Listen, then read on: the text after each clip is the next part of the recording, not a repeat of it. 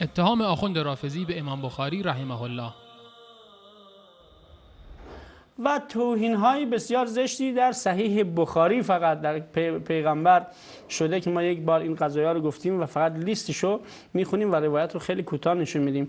یک، در بخاری جلد 3 صفحه 160 باب 22 تفسیر سوره حج آمده که پیغمبر گاهی شیطان میآمد و براش خودش رو جای جبرئیل جا میزد و وحی میکرد به پیغمبر متوجه نمیشد که این جبرئیل نیست و شیطان هست.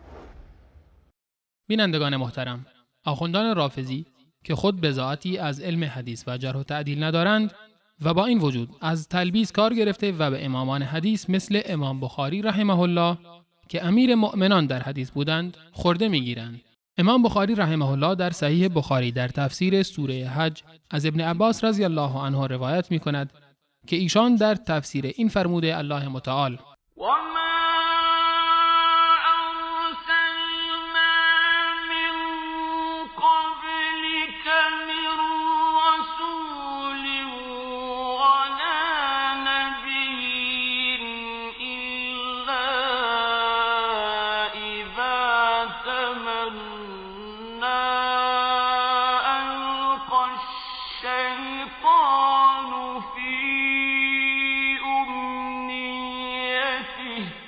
چنین فرمودند: اذا حدث القى الشیطان في حدیثه فیبطل الله ما یلقی الشیطان و یحکم آیاته. یعنی وقتی سخن می گفت شیطان در سخنانش شبهه القا می نمود، پس الله متعال شبهه شیطان را نابود می سازد و آیات خیش را استوار می دارد. اولا کجای این روایت بر این ادعای دروغین شما دلالت دارد که شیطان نزد رسول الله صلی الله علیه و آله و سلم می آمد و خود را به جای جبرئیل علیه السلام جا می‌زد و وحی می‌کرد و پیامبر صلی الله علیه و آله و سلم هم متوجه نمی‌شدند؟ واقعاً شاگرد آیت الله قزوینی هستی و از ایشان تلبیس را خوب آموخته اید.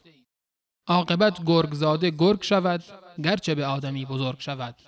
ثانیاً این روایت تفسیری از آیه 52 سوره حج است که الله متعال می‌فرماید: وما أرسلنا من قبلك من رسول ولا نبي إلا إذا تمنى ألقى الشيطان في أمنيته فينسخ الله ما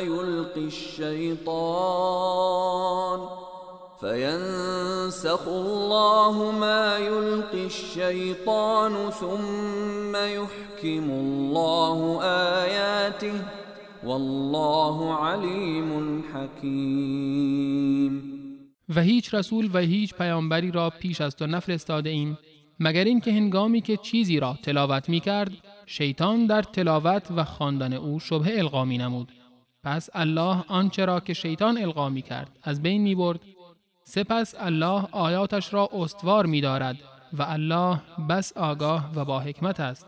اگر روایت امام بخاری توهین به رسول الله صلی الله علیه و آله و سلم است، پس نعوذ بالله این آیه هم توهین به ایشان است.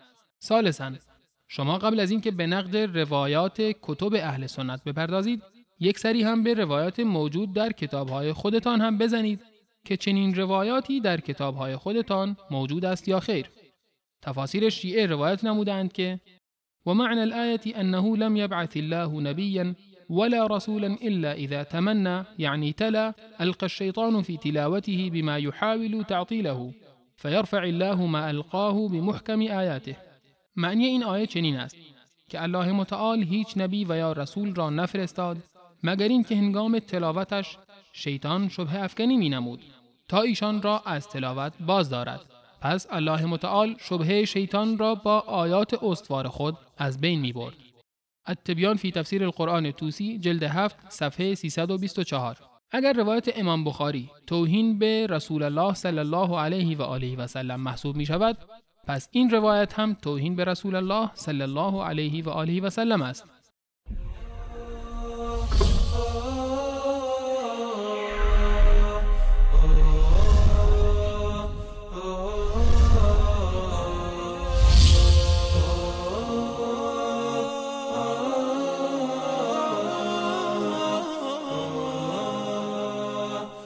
oh